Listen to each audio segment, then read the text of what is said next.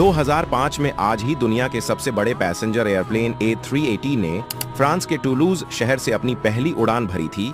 उस समय इस एयरप्लेन के चीफ टेस्ट पायलट जैक्स रोजे ने कहा था कि इसे हैंडल करना उतना ही आसान है जितना साइकिल को हैंडल करना। दुनिया के इस सबसे बड़े डबल डेक विमान की लंबाई 238 फीट और ऊंचाई 69 फीट, जो कि 5 मंजिला इमारत के बराबर है, और इस विशालकाय एरोप्लेन में 853 यात्री एक साथ सफर कर सकते हैं।